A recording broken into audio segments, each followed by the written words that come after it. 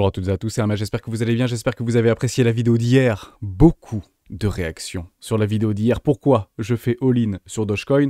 J'aimerais juste reprendre quelques petits points pour les éclaircir, puisque peut-être quelques incompréhensions vis-à-vis du supply, vis-à-vis de l'évolution de l'inflation, vis-à-vis de Dogecoin, qui peut être, dès lors, par rapport à mon raisonnement, par rapport à ma réflexion que je vous ai témoigné, peut-être être considéré ou comparé comme une réelle monnaie. On va parler de tout ça dans cette vidéo, on va reprendre un petit peu de Bitcoin, quelques news plutôt intéressantes, notamment côté mining vis-à-vis des Texans, ça a été partagé dans le Discord, on commence maintenant. Avant de commencer, je vous invite toujours à rejoindre le Discord des rois du marché, vous trouverez le lien dans la description, à l'intérieur une documentation qui s'appelle la stratégie des 4 rois. N'hésitez pas à l'utiliser, vous en imprégner, vous en inspirer pour vous aussi trouver votre propre style d'investissement ou de trading, que ce soit sur les marchés crypto ou plutôt traditionnels, et annuler toute forme de stress. Allez là, la stratégie, c'est ça le secret, annuler toute forme de stress, ni plus ni moins. On va pas parler Bitcoin, il se passe rien sur Bitcoin, je suis désolé de vous le dire. Si on clôture au-dessus des 29 200 $, bah c'est beau. Et si on clôture malheureusement et on accepte en dessous des 26 400 $, bah malheureusement ce serait potentiellement bear et les bears reprendraient la main sur ce marché pour aller chercher des objectifs plus bas. Premier arrêt, la grosse résistance qui fait maintenant office de support sur les 25 000 $, potentiellement une prise ici de liquidité sous les 23 000 $. Il y a un petit peu de liquidité vers les 23 000 $, on le voit juste ici. Non, on ne le voit malheureusement pas, donc un petit peu entre les 27 et les 27 500, mais sinon, pour moi, la liquidité se trouve plutôt au nord, donc j'espère qu'il n'y aura pas de dip sur ce marché, qu'on fasse strictement rentrer personne, c'est plutôt une incitation à vendre ici. On essaye de recréer des formes de résistance qui feront de toute manière office de résistance si on vient à s'échouer par le sud malheureusement, et puis vous avez des objectifs. Personnellement, si je dois me réintéresser aux cryptoactifs, eh ben, j'attendrai puisque je suis largement au-dessus de mes investissements, investissement 2 et investissement 3, et je ne réinvestis pas si je suis au-dessus de mon dernier prix d'entrée. Bitcoin, par exemple, mon prix d'entrée est de 23 600 $, c'était mon dernier.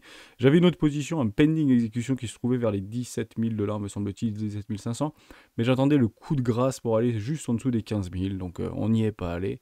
On est parti au nord, bah tant mieux, et puis j'ai pas eu mon investissement sur Bitcoin, bah c'est pas grave, je serai patient, et j'attendrai que le marché vienne à moi, et pour être tout à fait honnête avec vous, on va pas se mentir, bien que si on nous résout vers le nord, bah il n'est pas complètement exclu qu'on revienne chercher des lots plus tard, bien évidemment, puisque actuellement si on peut se laisser penser que la liquidité se trouve plutôt au nord, bah partez du principe que la psychologie devrait aussi passer boule, voire extrêmement boule, et c'est généralement dans ces conditions de marché qu'on vient chercher tout le monde, un petit peu au Dixit de 2020, mars 2020 vis-à-vis du Covid. Parce qu'un Covid numéro 2, bien que ce soit pas du tout une maladie ou un virus, pourrait intervenir, notamment sur les dettes obligataires, sur la crise, une nouvelle crise financière, la chute d'une banque systémique, et ou tout ce que vous voulez. Ou même propre au marché crypto, bien évidemment. C'est pas quelque chose à exclure. Donc ces cataclysmes, je ne les joue pas, néanmoins je les encadre dans un scénario et j'attendrai que le cours vienne à moi pour créer des opportunités dans le sang et dans la capitulation. Voilà, c'est clairement comme ça que je fonctionne, et j'essaie de lisser mes prix vers le bas, bien évidemment. Pas plus de choses à dire, j'en avais toujours tracé ça, boule, bear, bah c'est encore une bougie techniquement d'indécision, ou un consensus. Beaucoup parlent de bougie d'indécision, mais moi je parle d'un consensus. On est assez d'accord, les boules comme mes bears, d'essayer de se retrouver sur les 28 000 $. Voilà, on aime bien les 28 000 $. Donc en fonction de la résolution, qu'elle soit haussière ou baissière, bah partez du principe que ça fera soit office de support, soit office de résistance. Et ce qui serait très intéressant psychologiquement, je vous le dis, je vous le redis, c'est ceci. Je pense que si on fait quelque chose comme ça, on vient chercher nos petits objectifs, d'accord, et puis derrière, on vient craquer sous, en fait, cette nouvelle, enfin, ces supports qui feraient maintenant techniquement office de résistance, bah, je pense qu'on passerait très fortement bear, et je doute en fait qu'on le vende. Je pense qu'on va l'acheter et qu'on va probablement acheter le dip, et ce sera probablement la pire chose à faire. En tout cas, je ne ferai strictement rien personnellement. Je prendrai mes profits s'ils se présentent, et j'achèterai la capitulation et le sang si le prix vient à moi. Ni plus ni moins. Ma grande question, et je l'ai toujours, cette grande question, c'est est-ce que dans les 6 ou 12 prochains mois, bah, ces bottoms tiennent? Voilà, c'est juste ma question. S'ils tiennent, eh ben je ne me réengagerai pas sur ce marché. Et s'ils ne tiennent pas, je me réengagerai massivement sur ce marché. Voilà comment je joue ça. Et aujourd'hui, il me reste encore un peu plus de 45-47% de cash. Et sur la table des rois, on est à 30% de cash, me semble-t-il, puisque je vous ai recollé quelques investissements que j'avais fait, notamment sur Zilliqa, me semble-t-il. Ça, vous l'avez directement sur le Discord d'un table des rois. Mise à jour, voilà, moins 15%, moins 23%, et puis 30% de cash. D'ailleurs, il faut que je rajoute 200 $, ou 200 € tous les mois, vous savez, on rajoute 200 € sur notre capital depuis le début de l'année 2022. Donc il faut que je le rajoute, donc j'ai un tout petit peu plus de cash finalement par rapport à ça. Voilà, j'ai du Zilliqa que j'avais rajouté, et puis j'avais quoi d'autre? Je sais plus. Et ADA, oui, le dernier investissement, c'était du ADA Cardano, et puis ça remonte plutôt pas trop mal sur ADA Cardano. Donc très content, bien évidemment, de l'observer, mais on en parlera de quelques cryptoactifs un tout petit peu plus tard. On se retrouve par rapport au taux de l'emploi, ou création d'emploi, pardon. Ici, création d'emploi non agricole, c'était donc hier à 14h15.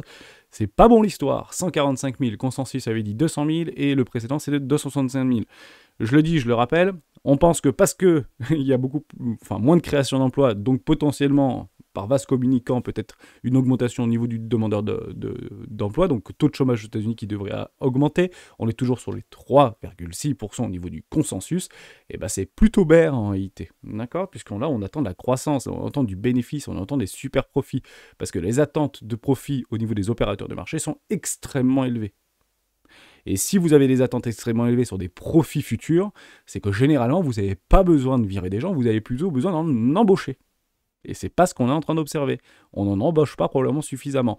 Donc, bien que depuis plusieurs mois, quand on avait les yeux rivés sur la Fed, on dit il faut absolument qu'il y ait des demandes d'emploi, il faut absolument que ça monte pour éventuellement anticiper ou encadrer le pivot de la Fed. Eh ben, ouais, on peut éventuellement l'encadrer puisqu'on revient sur un consensus 4,75, 5% au niveau des taux d'inflation, au niveau de l'augmentation des taux directeurs de la Fed à 10 ans, pardon. Et encore hier, juste hier matin, on était encore à un peu plus de 50% sur les 5,25. Donc maintenant, les opérateurs, est-ce qu'on est sur le pivot? Est-ce qu'on est sur le plateau? Pardon. Est-ce qu'on va réaugmenter de 0,25 points, 0,50? Très honnêtement, il n'y aura pas grand-chose qui va se passer, même si on remonte de 0,25 points. Je pense qu'on est quasiment à la limite si on n'a pas déjà connu la limite. La question, c'est combien de temps ils le tiennent et est-ce que ça va surtout tenir dans le temps? Et là, personnellement, j'en doute. Donc, si on est rationnel et si on essaye d'encadrer des scénarios complètement réalistes et rationnels, eh ben c'est plutôt ce type de choses qu'il faut encadrer. C'est ce que j'ai encadré moi depuis plusieurs mois maintenant, hein. Ça fait très longtemps qu'on l'a ce scénario-là. C'est qu'on ira chercher des objectifs, des obliques, des trendlines, des 42 000 $, c'est l'objectif des maths, la target d'AMS, c'est toujours les 33 000 $.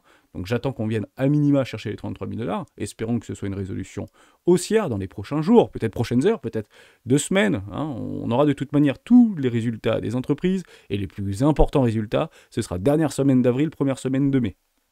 Donc il peut potentiellement ne rien se passer d'ici là, mais ça peut éventuellement être catalysé par quelques annonces. Vous savez, les entreprises aiment bien dire et prévenir le marché pour dire les résultats seront très probablement en dessous des attentes de marché, ou nos résultats sont probablement bien au-dessus des attentes du marché, et ça c'est des choses qu'il faut que les opérateurs de marché, en tout cas ceux qui font ce marché ou ceux qui écoutent ce marché, essayent de déceler, et puis généralement ce sont des news qui passent extrêmement vite. Donc pour l'instant on les a pas ces nouvelles, donc si vous voulez jouer la news, bonne chance, moi je ne le fais strictement pas, et j'attends tout simplement que le cours vienne à moi. Et c'est ceci en fait qu'on peut encadrer, c'est vraiment une espèce de dégonflement, le fameux pivot de la Fed, le fameux... l'intégration au niveau des institutionnels chinois dans ce marché, donc d'ici fin mai, début juin, et on aura aussi GAN sur les 0,50 vers les 42 000 $. Un marché peut retracher de moitié au mois de 2 ans, donc ce sera le 29 mai prochain. Donc tous les chemins mènent à Rome, surtout aux 42 000 $, pour le coup vis-à-vis de Bitcoin. Est-ce qu'on va y aller? Est-ce qu'on va pas y aller? Je n'en sais strictement rien. Mais ma stratégie, quoi qu'il arrive, je la suis. Que ça monte ou que ça baisse, je suis ni plus ni moins que ma stratégie. On va parler de quelques petites news très intéressantes. Tesla, parce qu'on a parlé de Dogecoin, on va en reparler en fin de vidéo pour remettre peut-être plus épaissir mon raisonnement d'hier, comme ça je vous donnerai quelques éléments supplémentaires. Tesla Model 2, une petite modèle Y produite à 4 millions d'unités, ça c'est une demande soi-disant qui a été faite vis-à-vis de la méga factory de Tesla en Chine, donc 4 millions d'unités. On ne sait pas si c'est la modèle 2 ou si c'est la petite Y ou la modèle N, j'en sais rien comment il va pouvoir l'appeler, mais c'est plutôt de bon augure parce que ça veut dire qu'ils sont en train de se préparer, et pas cher. Hein, ça permet encore de pénétrer le marché sur éventuellement des citadines vis-à-vis de Tesla où ils n'étaient pas encore représentés. Est-ce qu'il va y arriver? En tout cas, il faut juste comprendre quelque chose de très important vis-à-vis de Tesla et vis-à-vis du raisonnement d'Elon Musk. Elon Musk a une obsession, c'est l'obsession du coût. Voilà, c'est extrêmement simple. Si vous voulez cartographier, si vous voulez le business model de Tesla, c'est pas la rentabilité, c'est les coûts. Donc plus il descendra les coûts et plus vous augmenterez votre rentabilité, tout simplement. Après, on peut parler marketing, on peut parler qualité, on peut parler maniabilité, on peut parler confort, on peut parler tout ce que vous voulez. L'obsession de Tesla, c'est les coûts et tuer les coûts, tout simplement. Donc ça, c'est plutôt intéressant de l'observer, puisqu'il va peut-être réussir, par rapport à cette année, à sortir une voiture en dessous des 25 000 $. Gros point d'interrogation. Regardez au niveau de l'action Tesla, ça pourrait être éventuellement bien pris par le marché. Bard, VS ChatGPT, le PTG de Google admet la défaite de son IA et est prêt et promet de corriger le tir. Un petit peu d'honnêteté dans ce monde, plutôt intéressant de l'observer. Et lorsque vous êtes honnête, généralement, c'est relativement bien pris par le marché. On peut le regarder très rapidement au niveau d'Alphabet. C'est probablement bon, je pense pas. Voilà, vous voyez qu'il s'est pas fait démonter, hein, notre ami Alphabet, alors qu'il est en train de se faire passer devant, entre guillemets, par Microsoft. On reste complètement en dessous des précédentes résistances. Il y a des très jolies choses qui sont en train de se positionner sur Alphabet actuellement. On est un tout petit peu au-dessus de ma zone de rechargement d'achat, donc je ne me positionnerai pas au niveau de Alphabet, mais vous avez des super structures qui sont en train de se mettre en place sur Alphabet, donc Google, au premier arrêt. Tant que le premier arrêt tient, le plus probable, qu'est-ce que c'est? C'est de faire un nouveau plus haut, ni plus ni moins. Ok pour ça.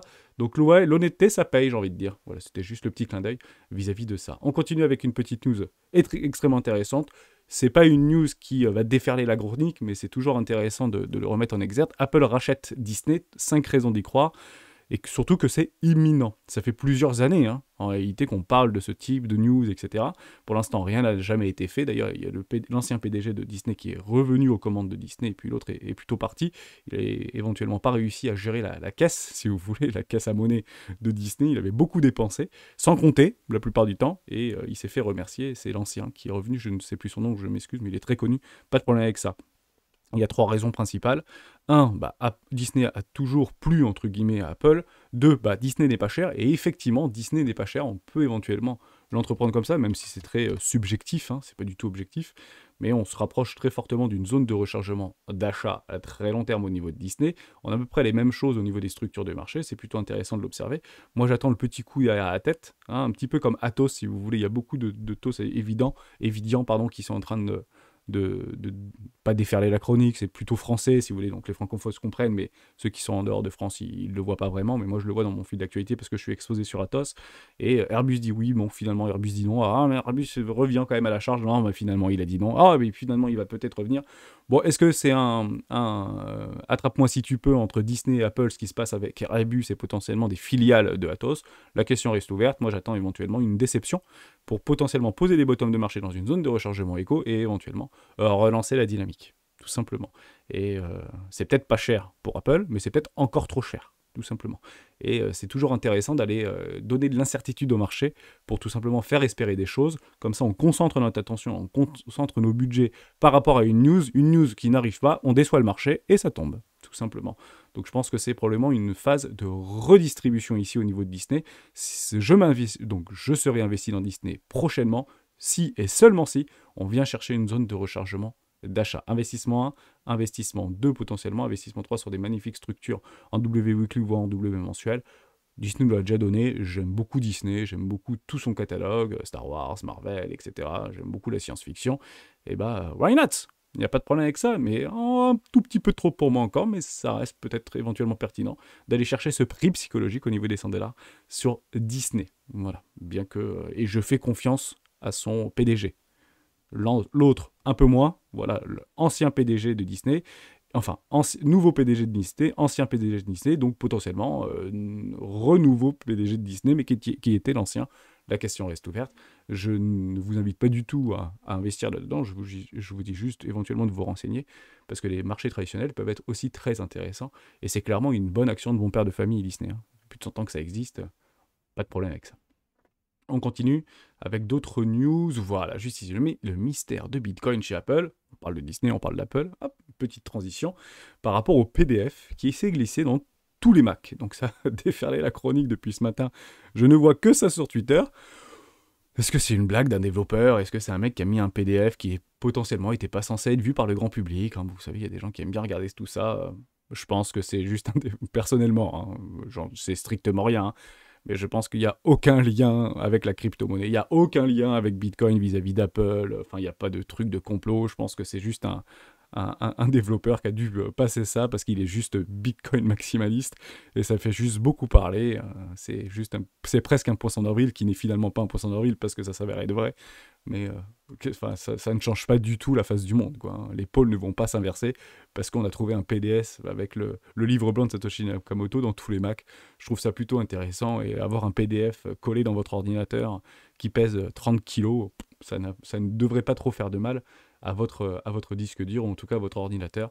Mais je trouvais ça très intéressant. Voilà, encore quelques petites blagues d'êtres humains, de développeurs, peut-être bitcoiners maximalistes. Voilà, je vais plutôt aller dans cette direction-là vis-à-vis de cette news-là, donc je n'en tiens absolument pas rigueur, mais ça fait parler, c'est toujours sympa, parce que du moment qu'on parle de Bitcoin, que ce soit en bien ou en mal, l'avantage, c'est qu'on en parle, et c'est mieux qu'on en parle en bien. Là, je trouve ça, c'est un petit clin d'œil plutôt sympa. Minage de Bitcoin, Marathon n'a jamais empoché autant de BTC qu'en mars 2023. Ça marche bien chez Marathon, super. Je m'étais positionné sur Marathon, je vous l'avais dit il y a quelques temps, parce que pour le coup, ça permet aussi de récompenser entre guillemets le travail de ces mineurs qui avaient souvent été un petit peu malmenés. Je ne sais pas où est-ce que je suis au niveau de Marathon, c'est pas cette charte-là. Je ne sais pas où est-ce que je suis sur Marathon. Oh, ou peut-être pas Marathon, je ne sais plus si j'y suis. J'avais souvenir que j'y étais sur Marathon. Bref, en tout cas, vous avez des magnifiques structures qui sont en train de se mettre en place. On peut tout effacer parce que je m'étais déjà positionné il y a longtemps. Mais voilà, hein, j'avais déjà bien évidemment pris des profits dans la montée, donc je suis toujours exposé sur Marathon. Des magnifiques structures qui sont en train de se mettre en place dans des zones de rechargement première classe. On peut se laisser penser que les Américains ne laisseront pas tomber le mining, Bitcoin. Pourquoi? Parce que Bitcoin est un risque aujourd'hui. Hein, c'est pas un Eldorado, c'est un risque. Et comment on arrive à gérer le risque? Et ben, c'est en ayant le contrôle de ce risque. Et si vous avez la capacité de calcul, notamment de Bitcoin, sur votre sol, et ben, c'est une forme de contrôle, voire le contrôle, si vous voulez. Et ça, je pense que c'est très important.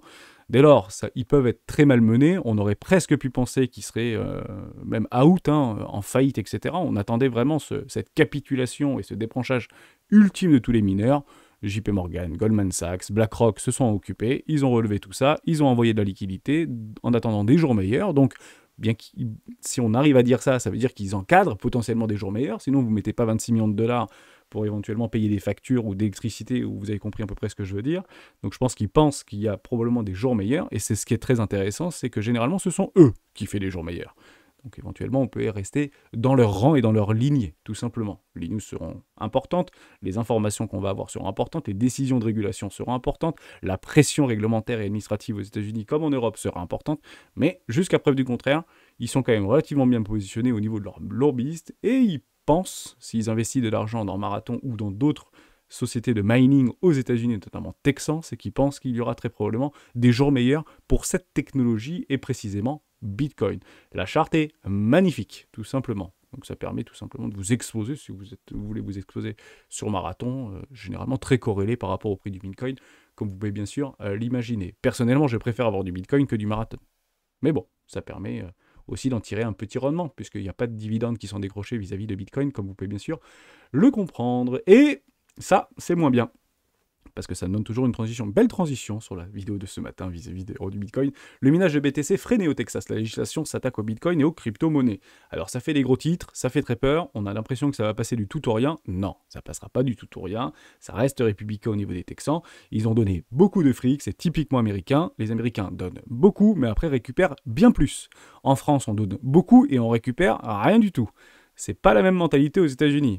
D'accord? On n'est pas sur un système de solidarité aux États-Unis. Donc, ok pour t'implanter, ok pour te filer plein de thunes, que ce soit à Tesla, que ce soit aux mineurs, que ce soit à qui vous voulez, mais à un moment donné, il faudra sortir le cadet de chèque quand ça ira mieux. Et c'est comme ça commence à aller mieux, ça ne loupe pas. Donc, il y a des lois qui sont en train d'être votées pour payer des plus-values, pour payer des malus par rapport à cette idée d'écologie, etc.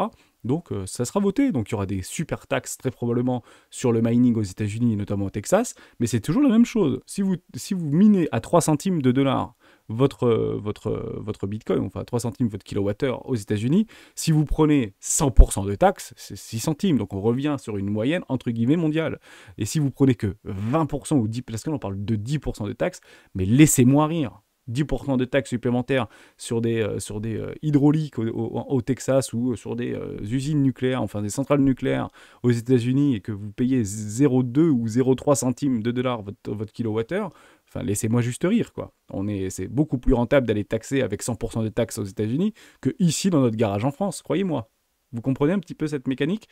Donc, ils donnent pour s'installer, ça c'est typiquement américain, on vous offre les infrastructures, on vous offre les terrains, on vous offre les emplacements, mais derrière, il faut payer. Et généralement, ils récupèrent par la taxe. Et soyez convaincus que ça ne posera aucun problème aux mineurs de payer une taxe supplémentaire sur une énergie qui est déjà à très bas prix.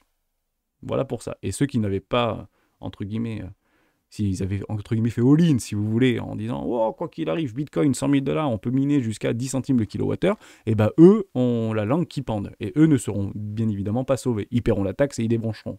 Ni plus ni moins. Mais Bitcoin et le hash rate du Bitcoin, donc le niveau de sécurité du Bitcoin, au niveau du hash rate, n'a jamais été aussi haut. Donc Bitcoin n'a jamais été aussi sécurisé qu'aujourd'hui. Voilà pour ça. Donc, très bien. Je suis d'accord pour taxer les mineurs aux États-Unis, vu le prix qu'ils taxent. Et je serais d'accord de me faire taxer en France si je payais leur prix de l'électricité dans ma maison, comme vous pouvez bien sûr le comprendre. Économie de guerre. Un député préconise de mobiliser l'épargne des Français. Alors, je vais tout à fait être avec vous, c'est un membre du Discord, je ne sais plus, qui a partagé ça, qui m'a dit, est-ce que c'est bien, est-ce que c'est pas bien, qu'est-ce que t'en penses? Alors, j'en pense rien parce que je pensais que c'était déjà fait, pour être tout à fait honnête avec vous. Quand vous avez un livret A, et ben, en fait, vous financez des armes, tout simplement. Donc l'épargne des Français est disponible pour l'État. C'est eux qui gèrent en fait nos petits livrets A et nos livrets d'épargne populaire, nos livrets XY, on ne sait pas trop ce qu'il y a dedans. Et bien ce qu'il y a dedans, c'est qu'on fabrique des tanks avec notre argent. Donc ils parlent d'un grand projet de loi vis-à-vis de la proposition de la modernisation militaire. Je ne sais plus comment ça s'appelle exactement, je ne sais plus où est-ce que c'est... cette proposition de loi adoptée par le groupe Horizon allié de la majorité. Donc oui, ça va très probablement passer. Bon, en gros, je le résume, il parle de 413 milliards d'euros 2024-2030.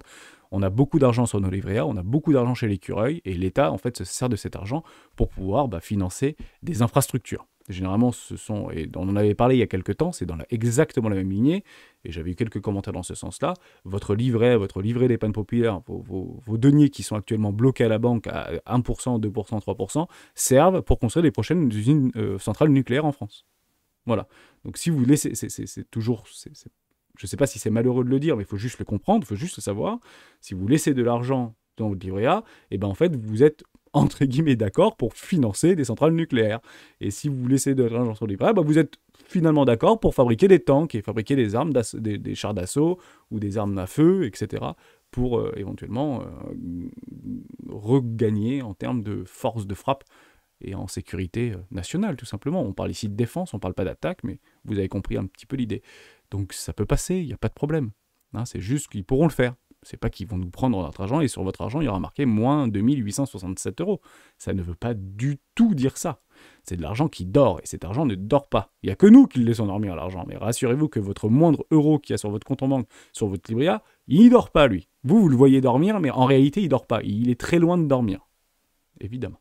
Ça, c'était super important. Je reprends par rapport à cette explication vis-à-vis de Dogecoin. Si vous avez loupé la vidéo, vous pouvez vous arrêter là et regarder la vidéo d'hier à partir de la 17e minute. Sinon, restez avec moi, ça va être super important et super intéressant. Je vous avais dit, par rapport à mon petit schéma vis-à-vis de Dogecoin, on va y revenir ensemble et je finirai la vidéo là-dessus. J'espère que ça vous aura plu. On va y revenir, hop, par rapport à là. Dogecoin, je vous avais dit qu'en fait, l'inflation du Dogecoin, bien que ce soit fixe 10 000 Dogecoin toutes les minutes minées, soit 14 millions par jour, soit 5 milliards par an, ça fait quand même beaucoup de Dogecoin tous les ans, 5 milliards de Dogecoin minés tous les ans, c'est incroyable, qui est créé à partir de rien, c'est un calcul, une formule mathématique, un calcul mathématique et informatique, et ben en fait ça va tendre à ça. Beaucoup de commentaires m'ont dit, mais non Ernest, tu t'es trompé, ça va faire quelque chose comme ça. Bon, et d'autres vont dire non, ça va pas faire un truc droit, donc je voulais faire quelque chose de droit, vous avez compris, et d'autres vont dire non, ça va faire un truc comme ça. Alors je vais vous expliquer mon raisonnement. Vous avez en fait tous raison, mais on regarde tout simplement pas la même chose. C'est juste ça qui est important. Ici, vous avez en fait le supply au niveau du tokenomics de Dogecoin, qui est en fait une droite, tout simplement. Vous partez de, là ici c'est 167 milliards de Dogecoin en 2020, ou 150 ou 140 milliards de Dogecoin en 2021, et vous tracez un trait jusqu'à 2050, on va se retrouver très proche de 250 000, 260 milliards de Dogecoin qui seront minés. Donc créés à partir de rien, un calcul mathématique. Récompense des mineurs, vous avez compris un petit peu l'idée. Donc c'est bien évidemment une droite. Vous avez l'évolution de l'inflation par rapport à un supply existant qui va augmenter de façon numéraire, mais arithmétique. Dès lors, l'évolution de l'inflation va, elle, être décroissante. En somme, au début, on aura une inflation à 20%, puis 19%, puis 16%, puis 14%, et actuellement, on se retrouve aux alentours des 4%. Je crois qu'on est juste en dessous des 4%, et plus vous allez continuer dans le temps, et ben vous allez plus avoir 4% d'évolution par rapport au supply vis-à-vis de la création qui est fixe des 10 000 petits Dogecoin toutes les minutes, mais vous allez passer à 2,76, puis 2,26, puis 1,80, puis 1,75, et cette évolution de l'inflation va tendre vers zéro. Donc elle est bien décroissante. Ça, c'est juste le pourcentage. Je ne vous l'ai pas mis, mais vous avez compris que ça, c'est le pourcentage d'inflation vis-à-vis de la masse monétaire de Dogecoin. Le pourcentage d'inflation vis-à-vis de la masse monétaire du Dogecoin. Dès lors, l'inflation du Dogecoin par rapport au supply, eh ben en fait, ça ressemble à ceci. En fait, ici, vous avez une inflation à 2%, 4%, 5%, 6%, 4%, 3%, 2,5%, 2,2%, 1,8%, 0,8%, 0,1%, et puis là, vous arrivez à 0,08%, 0,008%, 0,00008%, et parce que, en fait, ça tend vers l'infini, si vous voulez. Et jusqu'à l'infini, eh ben, cette droite sera quasiment plate. Pourquoi ? Parce que vous aurez toujours 10 000 petits Dogecoins qui sont créés chaque minute. Est-ce que ça vous paraît beaucoup ? Et j'ai eu beaucoup de commentaires dans ce sens-là. Hermès, tu dis, c'est un peu compliqué ce que tu dis. Moi, je ne partage pas du tout ton avis. Pourquoi ? Parce que ça me dérange vis-à-vis de l'idéologie qu'il y a vis-à-vis de Bitcoin, qui est déflationniste. Oui, je suis d'accord avec vous. Mais une monnaie déflationniste n'existe pas. Ça ne marchera pas. On a essayé de le faire dans l'Antiquité, ça n'a jamais marché. Donc, si vous voulez avoir une société prospère, ça ne passera que par de l'inflation. Oui, ça va peut-être créer des énormes disparités vis-à-vis des pauvres, des riches, etc. Il n'y a pas de problème avec ça. Il y a toujours des inconvénients. Mais si vous voulez avoir une société novatrice, une société productrice, une société en croissance, ça passe de toute manière par l'inflation. On peut le retourner dans tout ce que vous voulez. Ah oui, j'ai eu aussi des commentaires. Oui, mais 2% d'inflation par an, c'est bien. Non, 2% d'inflation par an, c'est pourri. Je vous le dis pourquoi. Parce que sinon, vous allez vous retrouver avec une inflation vis-à-vis d'un supply, d'une masse monétaire. Je prends l'euro, le dollar, de ce que vous voulez. Si vous faites 2% par an, ça va faire ça. 2%, 2%, 2%, 2%, 2%, 2%, 2%, 2%. Voilà à quoi va ressembler à l'infini si on nous explique vis-à-vis de nos banques centrales et de nos pays qu'une inflation à 2%, c'est bien. Ça va ressembler à ceci, une inflation à 2%. C'est super important. Pourquoi ? Parce que c'est pas le supply qui est fixe. C'est pas je vais ajouter 10 millions de dollars tous les jours dans l'économie. C'est je vais ajouter 2% par an à l'infini. C'est une connerie. Ça fait des courbes exponentielles qui va finir par être droite comme ça, tout de moon. Ah oui, c'est sûr que l'euro, avec une inflation à 2%, ça va finir tout de moon. Hein. Ça, il n'y a pas de problème. Est-ce que vous avez compris ce raisonnement ? Je pense que je comprends que ce soit difficile à appréhender parce que les ordres de grandeur sont importants, mais j'ai essayé de vous faire un tout petit travail pour mieux vous représenter ça. Donc ça, c'est ma réflexion. Donc vous avez l'inflation de Dogecoin vis-à-vis de son tokenomics, ça c'est le supply qui est droit, par rapport à une évolution de l'inflation en pourcentage, par rapport à sa création qui est fixe vis-à-vis de son supply. Voilà, ça c'est le raisonnement que je voulais vous dire hier. J'aurais dû le faire hier, je suis désolé. J'ai pris un peu de temps pour le faire, j'ai un peu galéré sur Excel. Ça faisait très longtemps que je n'ai pas fait des tableaux sur Excel. Et puis j'ai voulu vous mettre les pourcentages, mais c'était une galère, ça ne marchait pas. Donc j'espère que vous comprenez le truc. Avec grand plaisir d'en discuter dans le Discord avec vous si vous n'êtes pas d'accord. Et oui, j'ai retrouvé ça parce que j'aurais pu le faire avant, mais j'ai retrouvé quelques petits graphiques qui datent de quelques temps au niveau de Dogecoin sur pas mal de sites américains. Donc ici, voilà, vous avez bien le year inflation. Donc là, c'est tous les ans. C'est bien en décroissant. 3,9, 3,8, 3,4, 2,1, 2,5, 2,6, etc. jusqu'en 2050. Donc on tend vers zéro au niveau de l'inflation par rapport à un supply qui est fixe.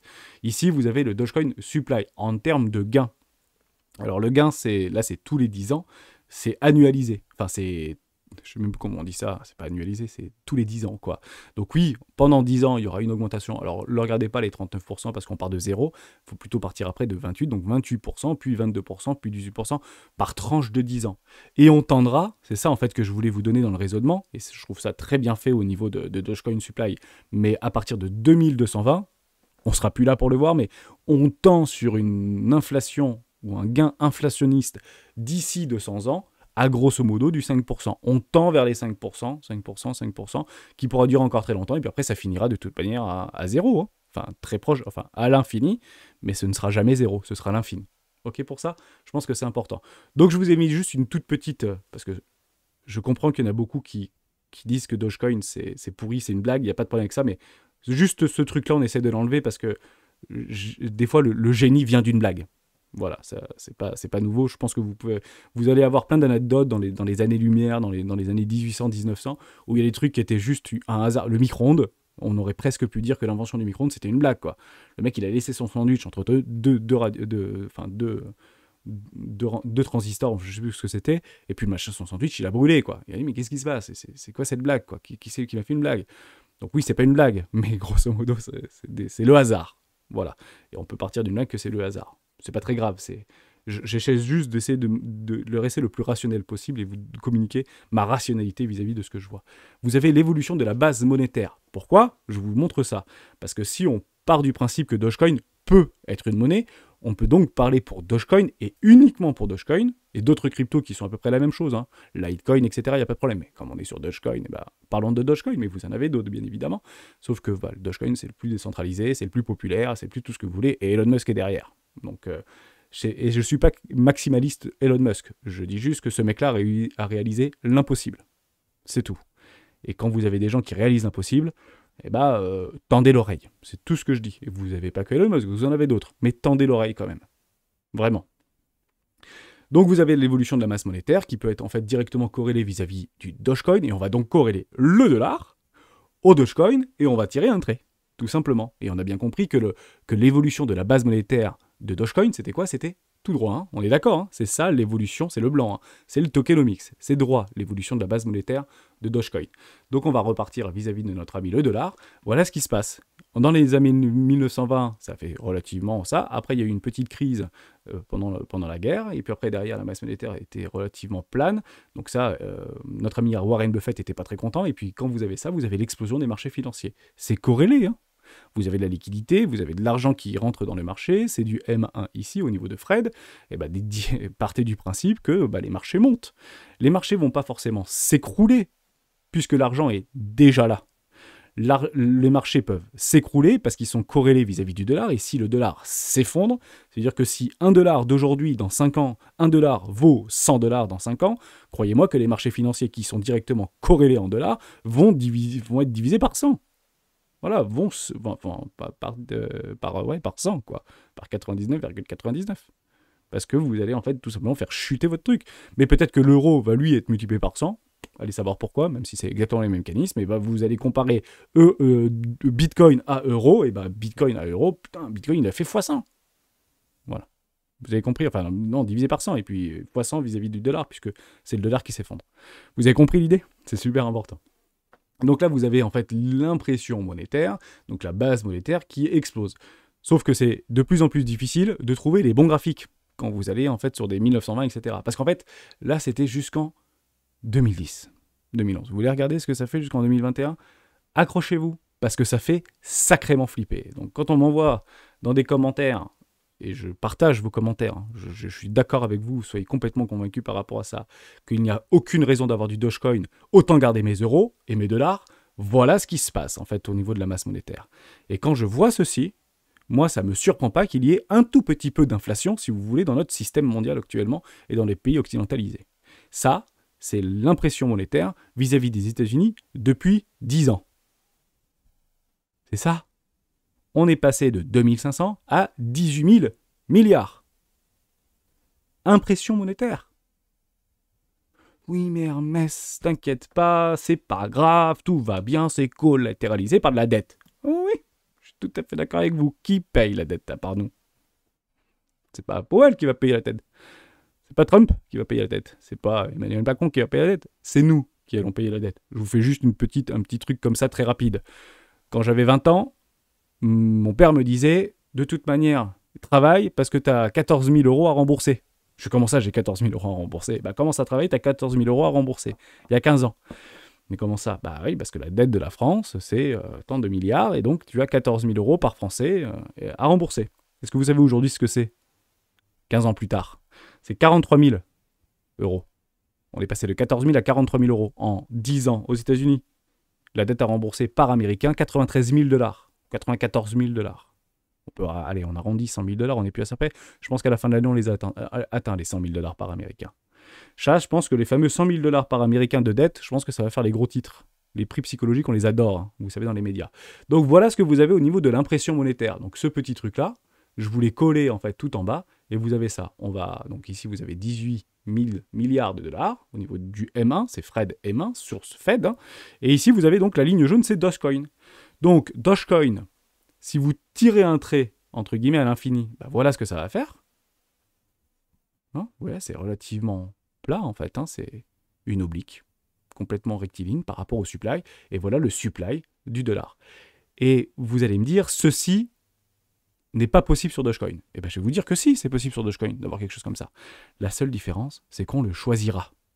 Ça, c'est nous qui décidons au niveau de notre petit... Je dis Dogecoin, mais partez peut-être sur autre chose. Hein, CryptoX, par exemple. Voilà, on peut parler CryptoX. Je dis Dogecoin parce qu'on a fait un laïus là-dessus et j'ai fait une vidéo là-dessus parce que c'était d'actualité par rapport au petit chien qu'il y avait sur Twitter. Vous comprenez l'idée, hein? Donc c'était ça que je voulais vous montrer. Donc ça, à l'infini, tendu à l'infini, bah ça partira vers la droite tranquillement. Ici, tiré à l'infini, c'est pas très bon l'histoire. Voilà ce qu'on compare. Donc quand je parle de monnaie vis-à-vis de Dogecoin, c'est pas la monnaie de l'art. Et honnêtement, quand vous regardez ça, moi je comprends que l'ancien CTO, qui est même pas resté longtemps chez Coinbase, nous explique que dans 90 jours, le Bitcoin sera $1 million. Parce que ceci n'est pas tenable. Mais en fait, ceci n'est pas tenable depuis ce jour-là. Prenez des vidéos, et je vous le dis franchement, vous prenez des vidéos de 2011 et de 2012 de Olivier Delamarche, beaucoup connaissent Olivier Delamarche, reprenez son discours en 2011-2012. Parce qu'il voyait ça. Lui, il voyait ça. Alors comment on fait pour lui donner tort à Olivier Delamarche? Parce qu'au fond, il a raison. Hein. On va pas se mentir, hein. Tous ces mecs-là, ils ont raison. Hein. Ça finira par exploser, et plus on part loin, et ben plus ça va faire mal. Et ben en fait, vous dézoomez, et voilà comment on a donné tort à Olivier Delamarche. Vous voulez donner tort aujourd'hui à encore Olivier Delamarche, et ben vous prenez ça et vous le doublez encore. Doublez-le, ça. On parle de 18 000 milliards, mais non, que dis-je, 50 000 milliards. 50 000 milliards. Et pourquoi 100 000 milliards? Mais qu'est-ce qu'on s'en fiche de toute manière? Pour sauver le système, comment on sauve un système de dette? En imprimant plus de billets, en injectant plus de dettes. C'est comme ça qu'on donne raison, en fait, qu'on donne tort, à ces prédicteurs de l'apocalypse. Mais ils ont raison. Ils finiront par avoir raison. Le système finira par s'effondrer. Dans une crise de dette comme jamais on a pu l'imaginer. Tout simplement. Bah, Dogecoin, lui, continuera à faire sa petite vie. Vous comprenez un petit peu l'histoire? Ça, c'est au niveau de la dette, si vous voulez, au niveau des États-Unis. Donc, c'est 18... Et c'est toujours intéressant parce que c'est toujours corrélé, si vous voulez. Vous avez en fait une impression monétaire avec des obligations, avec des taux, avec tout ce que vous voulez. Et c'est toujours corrélé par rapport à la dette. Voilà, on atteint les 18 000 milliards de dettes, voire beaucoup plus maintenant d'ailleurs. 2015, c'est beaucoup plus maintenant, mais vous avez compris qu'en fait, c'est très corrélé. L'augmentation de la masse monétaire est corrélée par rapport à l'endettement, que ce soit démocrate ou républicain. Vous avez exactement la même chose côté Europe, hein. Ne pensons pas que c'est différent. Vous avez la masse monétaire de la zone euro entre 80 et 81, ça explose au niveau du M1. Enfin, c'est juste, c'est parabolique. Et on peut encore tirer tellement haut, on peut aller encore tellement loin. On est juste un peu moins agressif des Américains. Finalement, c'est peut-être ce qui nous met la traîne. C'est qu'on est peut-être pas assez agressif au niveau de l'Europe. Et tout ça, c'est systématiquement corrélé par rapport à la composition de l'actif de la Banque centrale. Donc vous avez d'un côté le passif, donc c'est ce que je dois, ce sont les dettes, et vous avez l'actif. Et dans l'actif, il y a quoi? On va les reprendre, créance sur des non-résidents, la créance sur des résidents. Donc ça, c'est nous, ça, en fait. Hein. Créance résident, pas très énorme. Après, vous avez donc les avoirs en or, ça n'a pas beaucoup augmenté, même si on nous explique, ouais, mais ne vous inquiétez pas, ça rend la confiance au niveau de la monnaie. On avait déjà fait cet exercice-là sur des lives. Je vous le dis que ça ne me rassure pas du tout, hein, parce que j'aimerais que l'or soit à peu près égal à l'augmentation des titres en euros, si vous voulez, ou à des titres de dette, alors que c'est pas du tout le cas. C'est méga bullshit, hein, les réserves d'or, je vous le dis franchement, ça couvrira rien du tout. Donc, ça vaut, de toute manière, à la fin, ça vaudra zéro, toutes nos monnaies. Donc, il faut juste le comprendre. Mais ça peut prendre beaucoup de temps. C'est ça que je suis en train de vous dire. On peut encore donner tort à Delamarche en doublant, entre guillemets, notre masse monétaire. Doublons-la. C'est pas grave. Ça va être difficile vis-à-vis de l'inflation, comme vous pouvez bien sûr l'imaginer. Vous avez donc les créances sur les banques. Si une banque systémique ou régionale fait faillite, eh ben ça fait flipper le système, croyez-moi, parce que c'est quand même une grosse partie, si vous voulez, au niveau du bilan. Et vous avez les titres en euros et d'autres actifs. Voilà, tout simplement. Donc chaque billet, chaque euro qui est imprimé ou qui est tapé, frappé pour arriver dans l'économie, a toujours un collatéral de dette. La dette ne fera qu'augmenter si la masse monétaire augmente. Sauf que dans mon ami Dogecoin, si je peux appeler ça mon ami Dogecoin, en fait, on parle à aucun moment de la dette. On parle de gouvernance, on parle de redistribution des pouvoirs, on parle de contrôle, on parle de tout ce que vous voulez. Il y aura des mécanismes de dette qui seront mis sur Bitcoin en collatéral, il y aura peut-être des mécanismes sur des monnaies, etc. Je te prête mon Dogecoin, mais oui, mais on consommera tout simplement moins, on va probablement consommer mieux. En fait, je vais résumer le truc de façon très simple. Il n'y a pas un écologiste qui ne devrait pas avoir du Dogecoin dans la poche, en fait. tous les écolos devraient avoir du Dogecoin en portefeuille. Tous, sans exception. Et les plus écolos d'entre nous, avec un N majuscule, devraient virer tout son pognon et garder le minimum pour vivre et mettre du Dogecoin. Ou, pas du Dogecoin, mais une crypto si vous voulez. Ou Bitcoin si vous voulez. Bitcoin, Ethereum, Dogecoin. Voilà. Ce serait ça en fait la bonne façon si vous voulez de voir un monde meilleur, un monde plus vert, un monde tout ce que vous voulez. Et je pense encore une fois que Elon Musk l'a compris.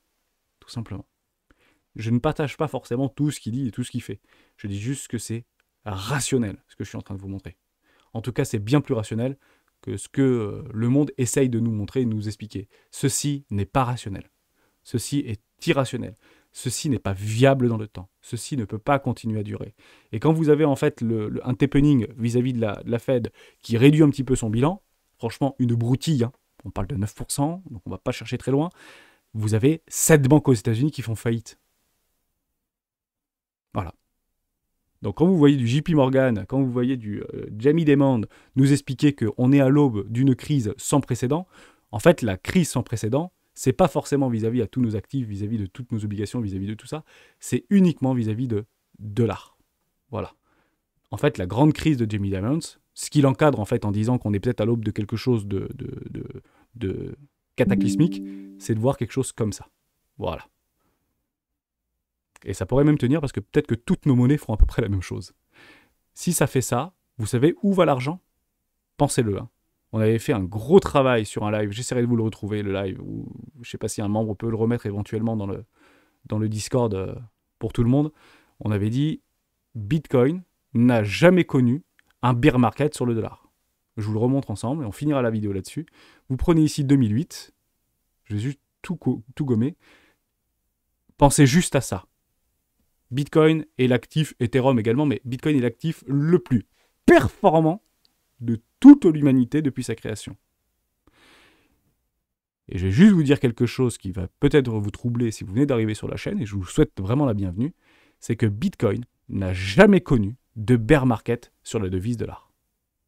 Ceci n'est pas un bear market. Ceci est un bull market pour la devise de dollar. On part à partir de 2008 jusqu'à aujourd'hui. C'est le bull market au niveau de l'indice du dollar. Bitcoin surperforme allègrement le bull market du dollar.